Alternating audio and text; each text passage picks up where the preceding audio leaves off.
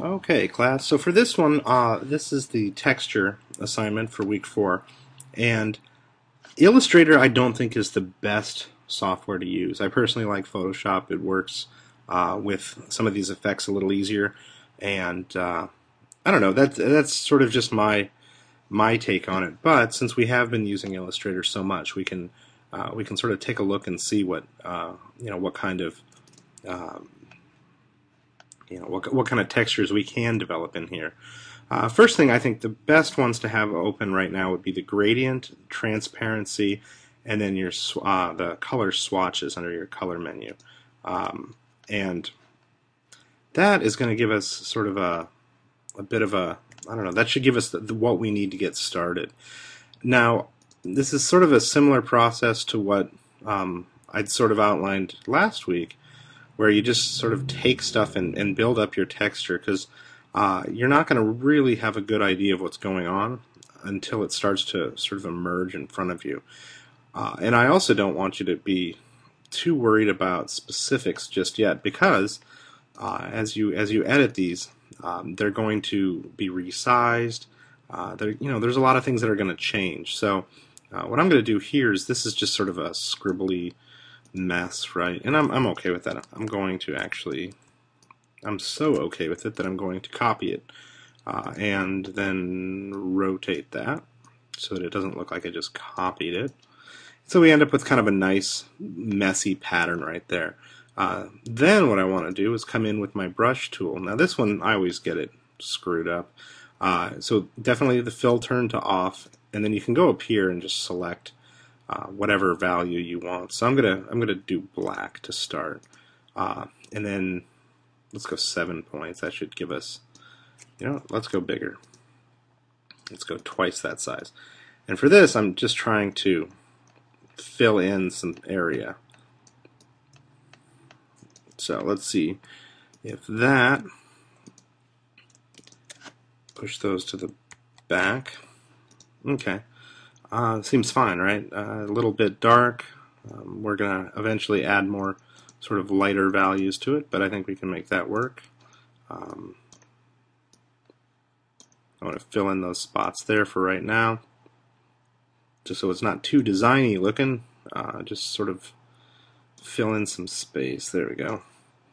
And then what I'm going to do here is I'm going to grab and I'm holding the shift key as I'm selecting those, and I'm going to move those to the front. Okay, so now this is the beginning of our pattern, or our texture rather. If you want, you could even try it, test it right now and just see what it looks like. And that blue all bouncing around makes it a little bit confusing, but what I've done is just put a rectangle without a fill on top, selecting everything, and then, okay, so that's where we're at right now. That's a start. Next thing you'd want to do is start looking at some of the effects. I'm going to grab these here, and I'm actually going to see if I can make the lines a little bigger, and the reason for that is they'll hold some of the effects up in the effects menu a little better. So we can actually just start with the effects gallery, and you don't want to rely on these too much, but they do give you some interesting things to look at. Okay, so even just under artistic, we've got cut out, nah, dry brush, no, maybe colored pencil's a little weird looking, paint daubs, that has potential. Let's try underpainting, just because that's the one I had selected. And you can sort of see I'm just sort of messing with some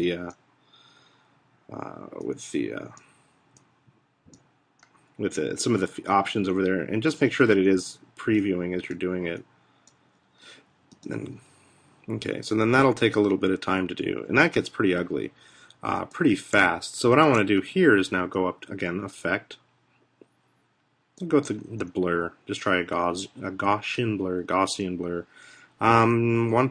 pixels. That looks fine in there, I guess. Okay.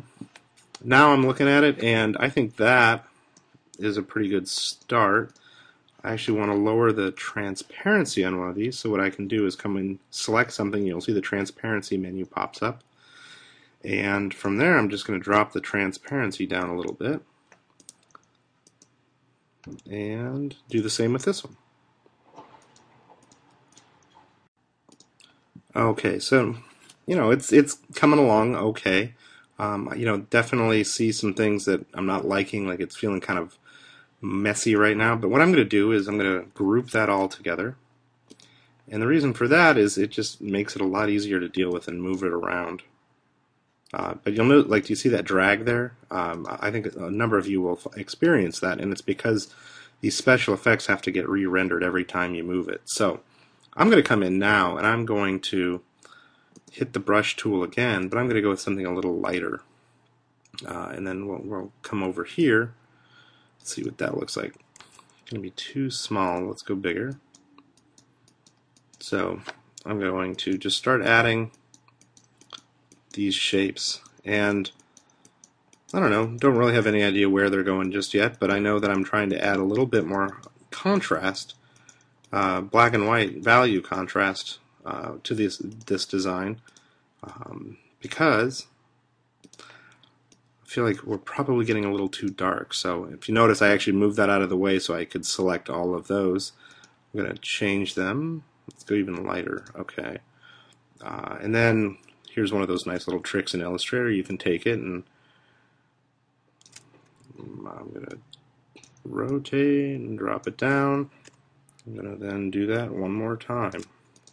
Okay, so those are fine, right? Those are looking just fine. Let's make them maybe a little heavier. Okay, sure. Now what I can do is grab this and stick it underneath. Okay, it's coming along. I'll make sure I grab all those. Oh, come on. Move you out of the way. Ideally, I would be doing this in layers, but I'm going to be a little hard to do that right now. Here, let's get a drop shadow on there just to see what that does. And then click preview. And I don't know, maybe? Let's just bring it in a little tighter. Okay.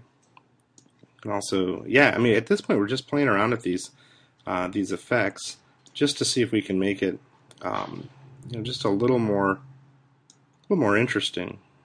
Let's see this.